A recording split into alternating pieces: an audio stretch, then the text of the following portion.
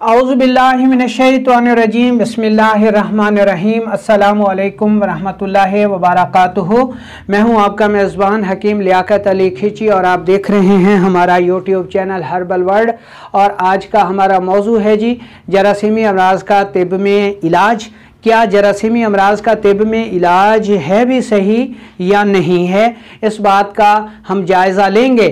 दोस्तों, ये टॉपिक मुआलजीन हजरात के लिए, अतिब्बाए कराम के लिए, डॉक्टर साहिबान के लिए बेहद अहम टॉपिक है, इसलिए ये वीडियो उनको ज़रूर सुननी चाहिए। ये टॉपिक आम लोगों के लिए कोई इतना मुफीद नहीं है, इसलिए वो इसे छोड़ना चाहें तो छोड़ सकते हैं, या फिर अपनी मालूमात के लिए सुनना चाहें तो आपकी मर्ज़ी है।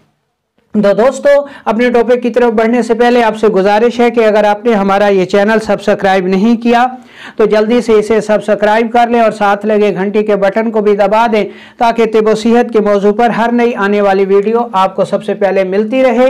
तो इस टॉपिक को हमने जिन उन्वानात के तहत पढ़ना है, इसमें सबसे पहले हम जरासीमों की तारीफ़ पढ़ेंगे, फिर उनकी माहियत पढ़ेंगे, फिर उनके मुफीद आफ़ाल को पढ़ेंगे, फिर ये पढ़ेंगे कि जरासीम पैदा कैसे होते हैं, उनकी सूरतें क्या हैं, फिर हम जरासीमों की इकसाम के बारे में पढ़ेंगे कि उनकी इकसाम कितनी हैं, और आखिर में हम तिब का असूल पढ़ेंगे कि तिब में जरासीमी अमराज के इलाज का असूल क्या है।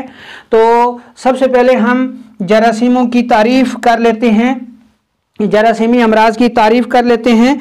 दोस्तों, आजकल पूरी जदीद दुनिया में जरासीम का बहुत ज़्यादा चर्चा है और हर किस्म के अमराज का सबब जरासीमों को माना जाता है, और अमराज की पैदाइश में जरासीमों को इतनी अहमियत दी जा रही है कि हर मर्ज का वाहिद सबब सिर्फ और सिर्फ किसी न किसी जरासीम को ही करार दिया जाता है, और जिन अमराज में जरासीम नहीं मिलते उन अमराज में जरासीमों की तलाश का काम शदोमद से जारी है, और जिन अमराज में जरासीम मिल चुके हैं उनको मारने के लिए इतनी ज़्यादा एंटीबायोटिक ईजाद हो चुकी हैं कि जिनकी कोई गिनती ही नहीं है, और बाकी एंटीबायोटिक की तलाश ज़ोर शोर से जारी है। और इसमें जरासीम भी नित नए रोज़ बरोज़ जो है वो दरियाफ़त हो रहे हैं, और इल्मुल जरासीम एक मुस्तकिल शोबा बन गया है जिसकी कई कई शाखें बनती जा रही हैं। जिस तरह से नित नए जरासीम दरियाफ़त किए जा रहे हैं या पैदा किए जा रहे हैं, तो मालूम होता है जी कि इस फ़न की जो इब्तदा है या उस फ़न की जो इंतहा है, उस तक पहुंचना जो है वो बहुत ज़्यादा नामुमकिन हो चुका है। तो ऐसी सूरत में हम आपको ये बताएंगे कि तिब में जरासीम जो है वो क्या हैं, और इसकी पूरी माहियत जो है वो आपको बयान की जाएगी। तो अब हम चलते हैं इसकी माहियत की तरफ कि जरासीम एक निहायत ही बारीक और छोटी सी मखलूक है जो कि सिर्फ एक हैवानी ज़रा यानी खुलिये पर मुश्तमिल है, और ये जरासीम जो है वो अमराज पैदा करने में उनकी क्या जो है वो अहमियत है, उनका क्या किरदार है, ये भी हम पढ़ेंगे। तो दोस्तों, जरासीम इंतहाई बारीक एक मखलूक है जिसको, और ये इतने छोटे हैं कि उनको बारीक आँख से जो है वो देखा भी नहीं जा सकता, और इनको देखने के लिए खुर्दबीन की जो है वो ज़रूरत पड़ती है। ठीक है जी। जरासीम एक निहायत ही बारीक और छोटी सी मखलूक है जो एक हैवानी ज़रे यानी खुलिये से बनती है, और ये इतनी छोटी है कि आम आँख से देखी नहीं जा सकती, बल्कि ताकतवर खुर्दबीन की मदद से नज़र आती है। जरासीम की साख्त निहायत सादा और बसीत होती है, और वो एक इंतहाई नाजुक और बारीक खौल पर मुश्तमिल होता है। कायनात की सबसे ज़्यादा कसीरुल वक़ू ज़िंदा मखलूक यही जरासीम हैं, जो कि हर जगह पाए जाते हैं और तरह तरह के माहौल में ये ज़िंदा रहते हैं, यहाँ तक कि ये उन मकामात पर भी मौजूद हैं जिन मकामात पर बाकी मखलूक ज़िंदा नहीं रह सकती। और ये इस कदर तेज़ी से अफज़ाइश नस्ल करते हैं कि चंद घंटों में अनगिनत जरासीम जो है वो पैदा हो जाते हैं। और दोस्तों अब हम देखते हैं जी कि जरासीमों के क्या सिर्फ अमराज ही पैदा करते हैं और उनके सिर्फ नुकसानात ही हैं, या फिर उनकी कोई मुफीद आफाल भी हैं। ठीक है, तो ये अब हमारा जो है वो टॉपिक रहेगा। तो इसमें देखें जी कि अल्लाह ताला ने इस रूए ज़मीन पर किसी भी चीज़ को जो है वो फजूल पैदा नहीं किया। इसी तरह जरासीम भी हमारे जिस्म में हर वक्त इंतहाई मुफीद आफ़ाल सर अंजाम दे रहे हैं। अगर हम इन मुफीद आफ़ाल को देखें तो मसलन हमारे पास दही है जो कि एक मुफीद चीज़ है। अब दही कैसे बनती है, यानी आप दूध में तुरशी शामिल करें तो दही बन जाती है।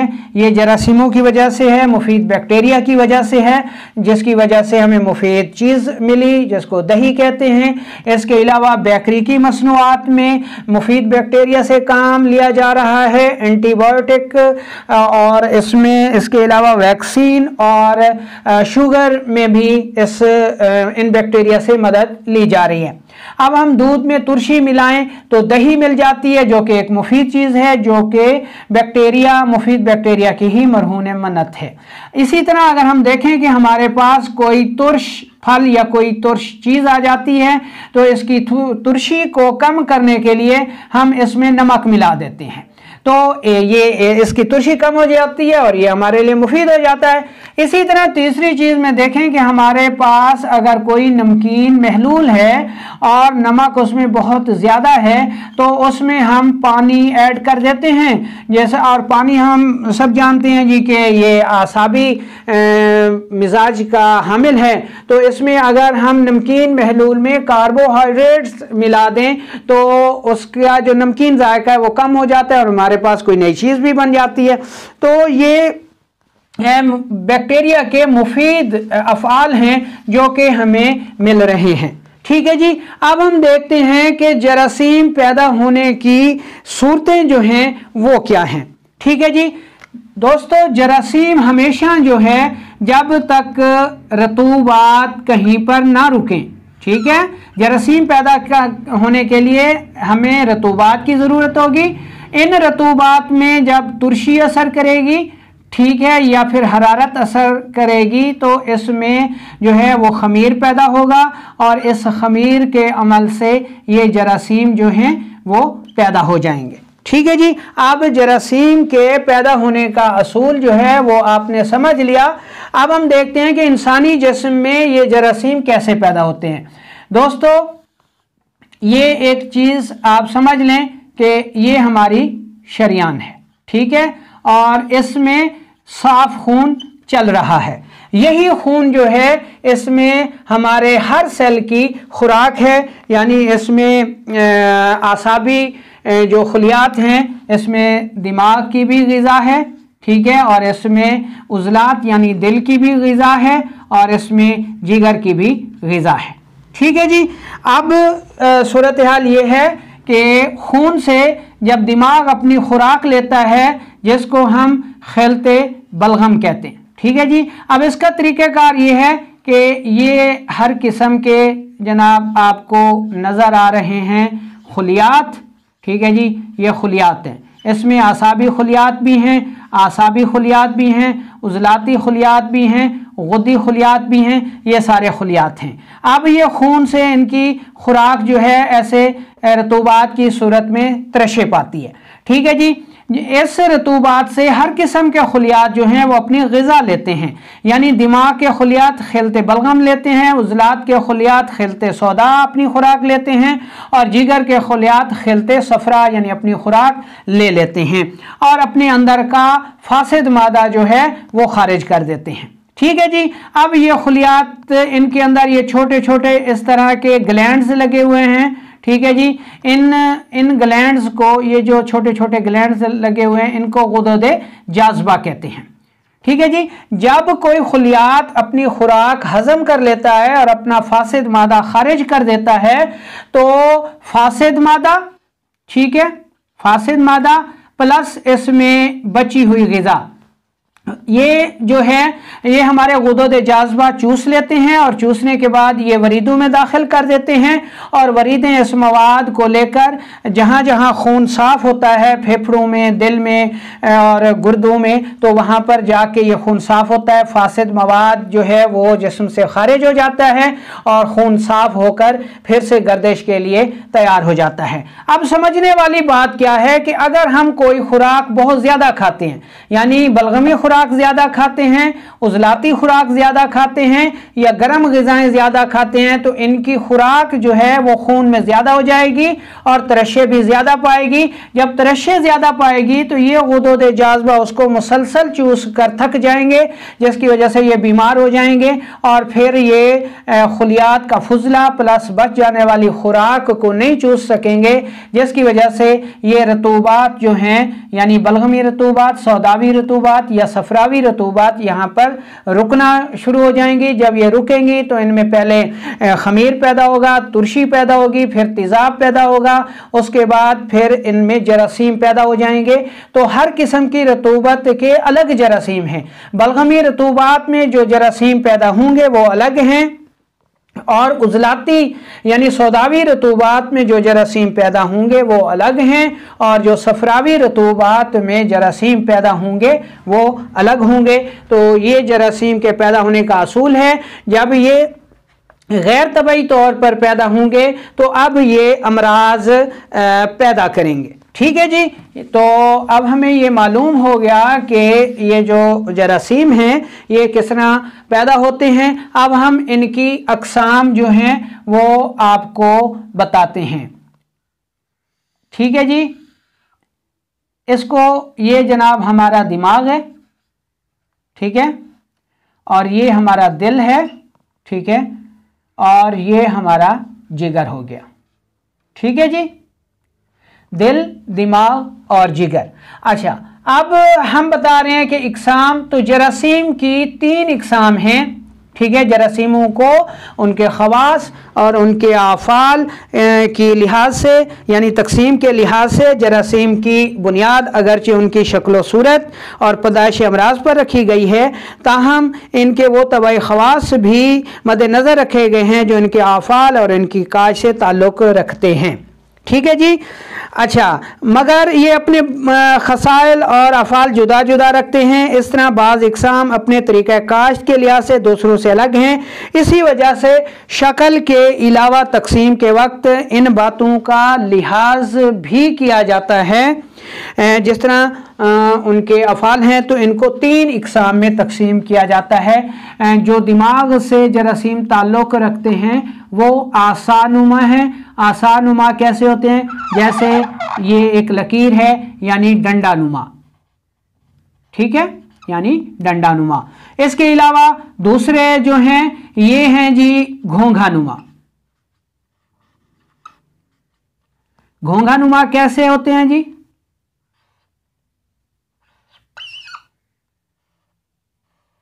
ये हो गया जी घोंघानुमा। ठीक है। और तीसरे जो हैं ये होते हैं जी कि क्रोयानुमा। और क्रोयानुमा कैसे होते हैं? गोल गेंद की तरह। तो हमारे पास जो जरासीम हैं, जो माहिरीन ने इनकी क्लासिफिकेशन की है, वो 3 किस्म के हैं। नंबर 1 डंडानुमा, नंबर 2 घोंघानुमा और नंबर 3 क्रोयानुमा। ठीक है जी। अच्छा, जो आसानुमा जरासीम हैं, इन जरासीमों की जो शक्ल सूरत है वो डंडानुमा है, यानी ऐसे है जैसे ये एक बाल पॉइंट देख लें, डंडानुमा है। इनको अंग्रेज़ी में बेसिलाई भी कहा जाता है। ये आमतौर पर सीधे होते हैं लेकिन गाहे किसी कदर खमीदा भी होते हैं। और इस किस्म के जरासीम आम तौर पर बज़र से बनते हैं और इन पर आदाब भी पाए जाते हैं। मिजाज के लिहाज से ये जरासीम आसाबी होते हैं, खिलते बलगम के ताफुन से पैदा होते हैं और ये ऐसा ही जहरीला मवाद पैदा करते हैं जो आसाबी अमराज और अलामात को जन्म देता है। इनसे आसाबी टिश्यूज़ में तेज़ी व तहरीक पैदा हो जाती है, चाहे वो जिस्म के किसी भी हिस्से में क्यों ना हो। वहाँ पर ये रतूबात की ज़्यादती, बलगम, रेशा पैदा करते हैं और इसका असर मुँह से मक़द तक और थूक से अदरार तक ज़्यादती रतूबात की शक्ल में ज़ाहिर होगा। चुनाचे ये जरासीम सिर्फ आसाबी मिजाज के हामिल होते हैं और सिर्फ बलगमी अमराज पैदा करते हैं। दूसरे जरासीम जो हैं ये घोंघानुमा होते हैं और ये सौदावी रतूबात में पैदा होते हैं और ये खुश्की के सारे अमराज पैदा करते हैं। और जो तीसरे किस्म के जरासीम हैं ये गोल गेंदनुमा होते हैं और ये खिलते सफरा में ताफुन से पैदा होते हैं। तो गोया अब हमें ये मालूम हो गया कि आसानुमा यानी डंडानुमा जरासीम असबी अमराज बलगमी अमराज पैदा करते हैं, जैसा कि आतशिक हो गई। ठीक है जी। और ये जो घोंघानुमा जरासीम हैं ये ऐसे अमराज पैदा करते हैं जिनमें टीबी यानी तपेदिक हो गया। ठीक है। और ये जिगर के क्रोयानुमा जो जरासीम हैं जो गोल गेंदनुमा होते हैं ये जो अमराज पैदा करते हैं इनमें सोजाक और टाइफाइड हो गया। ठीक है। और इसमें जो आसाबी जरासीम हैं आसानुमा हैं ये जो जरासीम पैदा करते हैं इनमें मलेरिया हो गया और हैज़ा हो गया। ठीक है जी। तो ये जो जरासीम हैं ये अलग अलग अपने जो हैं वो जरासीम और अपने असरात पैदा करते हैं। इसलिए जरासीमी अमराज को सिर्फ एक ही शक्ल में तस्लीम करना और उनके लिए एक ही किस्म की एंटीबायोटिक को तस्लीम करना जो है वो लाइल्मी है और इसमें जरासीमी अमराज का इलाज नहीं होता, बल्कि एंटीबायोटिक की बम्बारमेंट से और अंधाधुंध एंटीबायोटिक के इस्तेमाल से ये जरासीम जो हैं क़ुव्वत मुदाफ़ियत हासिल कर लेते हैं और फिर हम देखते हैं कि वो एंटीबायोटिक बेअसर साबित हो जाती है। इसलिए हम देखते हैं कि एंटीबायोटिक की जो वो दरियाफ्त है वो रोज़ बरोज़ नई से नई हो रही है और माहिरीन ने ख़बरदार किया है कि अगर यही सूरत हाल रही तो आने वाले वक्तों में एंटीबायोटिक बेअसर हो जाएंगी और जरासीमी अमराज इतने तेज़ी से फैलेंगे कि वो कंट्रोल नहीं होंगे। जैसा कि आज हम देख रहे हैं कि 2 से 2.5 साल में एक वबा आई हुई है जिसका इलाज जो है वो माहिरीन दरियाफ्त ही नहीं कर सके। ठीक है जी। तो अब हम चलते हैं जी कि हम देखते हैं कि तिब में इसका जो इलाज है वो क्या है। और तिब यानी इलाज से पहले हम आपको एक असूल जो है वो ये बयान कर देते हैं कि हर किस्म के जरासीम अलग माहौल में रहते हैं। अब फ़र्ज़ करें जी कि पहले ये कहा जाता था कि जरासीम जो हैं वो गंदगी की पैदावार हैं, इसलिए सफाई रखी जाए। लेकिन अब हम देखते हैं जी कि आजकल ये कहा जाता है कि जो डेंगू के जरासीम हैं या वायरस हैं तो वो साफ़ पानी में पैदा होते हैं, यानी साफ़ और शफाफ पानी में डेंगू के जरासीम जो हैं वो पैदा होते हैं। तो अब हमें ये मानना पड़ेगा कि जरासीमों का जो है वो कोई एक माहौल नहीं है, बल्कि उनके मिजाज और उनकी काश्त और उनकी आफाल के हिसाब से उनके जो इकसाम हैं वो अलग अलग हैं। अब हम इसी चीज़ को बयान करते हैं कि हर जानदार किसी मखसूस माहौल में ही ज़िंदा रह सकता है। अगर मतलूबा और मौजू माहौल उसको ना मिले तो वो ना ही ज़िंदा रहता है और ना ही अपनी अफज़ाइश नस्ल कर सकता है। इंसानी हयात के लिए लाजिम है कि इसको वो माहौल मैसर आए जिसको एक्सटर्नल एनवायरनमेंट कहा जाता है और इस माहौल की ख़राबी से ही ज़िंदगी में ख़राबी पैदा हो जाती है और इस माहौल की दुरुस्तगी ज़िंदगी की दुरुस्तगी के लिए बहुत मददगार है। बिल्कुल इसी तरह दीगर जानदार भी जरासीम भी को भी अपनी अफज़ाइश नस्ल के लिए मुवाफ़िक़ माहौल की ज़रूरत रहती है जिसमें वो ज़िंदगी गुजार सकें। मसलन मछली पानी के अंदर ज़िंदा रहती है और रेग माही तपती हुई रेत में अफज़ाइश पाती है। बाज़ जानवर हवा में ज़िंदा रह सकते हैं और बाज़ ज़ेरे ज़मीन मट्टी में। आग का कीड़ा यानी समंदर जलती हुई आग के बगैर ज़िंदा नहीं रह सकता, तो इसी तरह हर जानदार को ज़िंदगी के लिए मौजू और मुवाफ़िक माहौल की ज़रूरत होती है, जिसके बगैर उसका ज़िंदा रहना और अफ़ज़ाइश नस्ल करना जो है वो नामुमकिन होता है। तो ये इसकी माहौल के मुताबिक हमने कहा।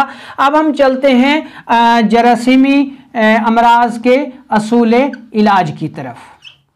ठीक है, असूल इलाज में आपने बहुत ज़्यादा गौर करना है। ठीक है जी, हमने कहा था ये हमारा उज़्वे राइस दिमाग हो गया, ये दिल हो गया और ये जिगर हो गया। ठीक है जी, अब इसमें खिलते बलगम, इसमें ताफुन से जो जरासीम पैदा होंगे वो डंडा नुमा होंगे। ठीक है जी, और डंडा नुमा कैसे होता है? ये डंडा नुमा। ठीक है, इसी तरह जो हमारा दिल है, हमारा उजलात है, इसकी खिल्त सौदा है जिसको तुरशी कहते हैं। जब इसमें ताफुन होगा तो इसके जो जरासीम होंगे वो घोंघा नुमा होंगे। ठीक है जी, अब घोंघा नुमा कैसे? यानी ये घोंघा नुमा हो गया। ठीक है जी, इसी तरह जो तीसरे जरासीम होते हैं ये खिलते सफरा में ताफुन से पैदा होते हैं। जब खिलते सफरा में ताफुन होगा तो जो जरासीम होंगे वो करोया नुमा यानी गेंद नुमा होंगे। ठीक है जी, और ये हो गई जनाब गेंद नुमा। ठीक है जी, अच्छा अब इसमें हमने करना कैसे है कि अगर हमारे दिमाग में तहरीक हो गई, सोजिश पैदा हो गई, खिलते बलगम में ताफुन पैदा हो गया, जरासीम पैदा हो गए, तो हमने करना क्या है?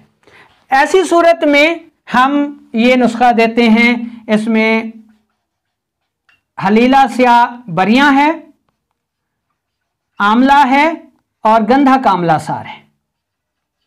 ठीक है जी, ये तीनों चीज़ें बराबर वज़न लेकर इंतहाई बारीक पाउडर कर लें और 1 ग्राम सुबह दोपहर शाम दें। अब इन चीज़ों से होगा क्या? ये जो नुस्खा है ये इन जरासीमों को नहीं मारेगा। समझने की कोशिश करें। ये नुस्खा जाके जो हमारा दिल है, हमारा उजलात है और इसमें तस्कीन हो गई है, तो ये उजलात को तहरीक दे देगा। जैसे ही उजलात में तहरीक आएगी, दिमाग में तहलील हो जाएगी और तहलील से यहाँ पे जो बलगम का ताफुन होगा वो दूर होना शुरू हो जाएगा और इसमें जो जरासीम रोककर अमराज का सबब बन रहे थे वो सारे के सारे निकल जाएंगे और हमारे मरीज़ को शिफा मिल जाएगी। और मज़े की बात यह है कि इसमें पाए जाने वाले जरासीम इस दवा से जो है क़ुव्वत मुदाफ़ियत हासिल नहीं कर सकेंगे। इन जरासीम की मिसाल मैंने आपको बताया कि हैज़े के जरासीम हैं या फिर मलेरिया के जरासीम हो गए। ठीक है जी, अब आ जाते हैं हम उजलात की तरफ। इसमें खिलते सौदा के ताफुन से घोंघा नुमा जरासीम पैदा हो जाते हैं, जैसे तपे दिक और बवासीर वगैरह के जरासीमी अमराज जो हैं वो पैदा हो जाते हैं। तो इसका इलाज हम क्या करेंगे? इसमें हमारे पास है जी अजवैन देसी। अजवैन देसी हो गई और काली मिर्च हो गई। ठीक है जी, फिलफिल स्याह हो गई और तीसरी चीज़ हमारे पास गंधक हो गई। ठीक है, काली मिर्च की बजाय आप नमक भी इस्तेमाल कर सकते हैं। तो ये तीनों चीज़ें इंतहाई बराबर वज़न लेकर इंतहाई बारीक पाउडर कर लें और 500 मिलीग्राम सुबह दोपहर शाम लें। तो ये जो तपे दिक के जरासीम होंगे, बवासीर के जरासीम होंगे, उजलाती जरासीम होंगे, ये सारे के सारे ख़त्म हो जाएंगे और हमारे मरीज़ को शिफा मिल जाएगी। अब मज़े की बात यह है कि ये दवा क्या करेगी? ये दवा जाकर जिगर में तहरीक पैदा कर देगी। जब जिगर में तहरीक होगी तो उजलात में तहलील हो जाएगी और तहलील से यहाँ पर रुके हुआ मुताफन सौदा और उसमें मौजूद जरासीम सारे के सारे खारिज हो जाएंगे और इस दवा से भी वो क़ुव्वत मुदाफ़ियत हासिल नहीं कर सकेंगे। इसी तरह अब हम आते हैं जरासीमों की तीसरी इकसाम जो कि क्रोया यानी गेंदनुमा कहलाते हैं, जो कि सोजाक के जरासीम, सोजाक का मर्ज पैदा करते हैं, टाइफाइड पैदा करते हैं।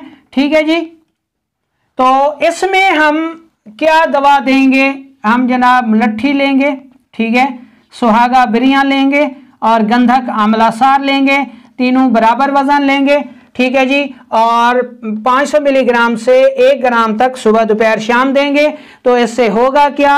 इससे ये होगा कि ये नुस्खा जाकर दिमाग व आसाब में तहरीक पैदा कर देगा। जब दिमाग व आसाब में तहरीक पैदा होगी तो जिगर में तहलील पैदा हो जाएगी, और जब जिगर में तहलील पैदा होगी तो जिगर में रुके हुए जो मुताफन मवाद था जिसमें जरासीम भी थे क्रोयानुमा, वो सारे के सारे खारिज हो जाएंगे और ये दवा जो है जरासीम जो है इस दवा के ख़िलाफ़ क़ुव्वत मुदाफ़ियत हासिल नहीं कर सकेंगे। तो जरासीमों से मुस्तकिल तौर पर जो है वो शिफा मिल जाएगी। तो बुनियादी तौर पर अब हम ये कह सकते हैं कि तिब ये कहती है कि जरासीम जो है वो डायरेक्ट अमराज पैदा नहीं कर सकते। जरासीमों के पैदा होने के लिए ये ज़रूरी है कि मुताफन मवाद हो, ठीक है जी, और इसमें जो आज़ा हैं वो कमज़ोर हो जाएं, सोजिशनाक हो जाएं, तो तब जरासीम जो है वो अपना जहर फैलाने में कामयाब हो जाते हैं। उनकी इकसाम को हमने पढ़ा और फिर उनका तरीक़ाकार भी पढ़ा। तो जरासीमी अमराज का जो इलाज है वो एलोपैथी से यकसर अलग है।